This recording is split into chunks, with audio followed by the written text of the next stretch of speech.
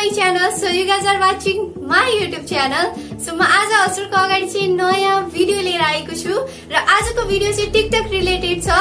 So I got amazing feature on TikTok. Guess what?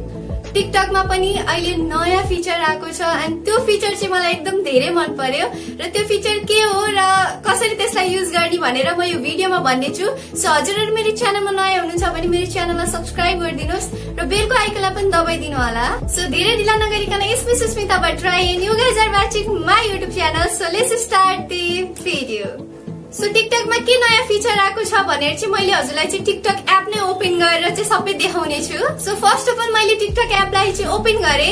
TikTok एपलाई open गरिसकेपछि चाहिँ हजुरले चाहिँ टिकटकको होम स्क्रिनमा चाहिँ दुईटा अप्सन देख्नुहुन्छ. एउटा चाहिँ हजुरले राइट साइडमा चाहिँ लाइभको अप्सन देख्नुहुन्छ भने अर्को साइडमा हजुरले क्यामेराको अप्सन देख्नुहुन्छ. हजुरले अलि दिनबाट नोटिस गर्नु भएको होला लाइभको अप्सन चाहिँ अलि दिन अगाडि नै आएको थियो बट यो जुन स्टोरी हाल्ने जुन अप्सन छ त्यो अहिले भर्खरै आएको छ अनि अहिले सबैमा फिचर आएको छैन होला मेबी बिकज मेरोमा पनि एक दुई दिन पछि नै आएको थियो अनि मेरो मम्मीको मोबाइलमा चाहिँ अगाडि नै आएको थियो. सो मैले चाहिँ त्यसैको वेट गरेर बसिरहेको थिएँ मेरोमा कतिखेर आउँछ र मैले यो भिडियो बनाऊ भनेर.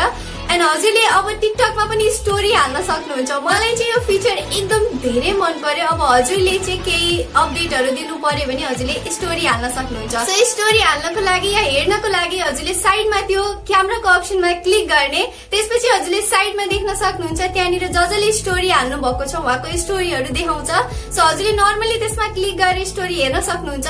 नत्र हजुरले आफूले स्टोरी हाल्ने हो भने चाहिँ त्यो क्यामेराको अप्सनमा क्लिक गर्ने.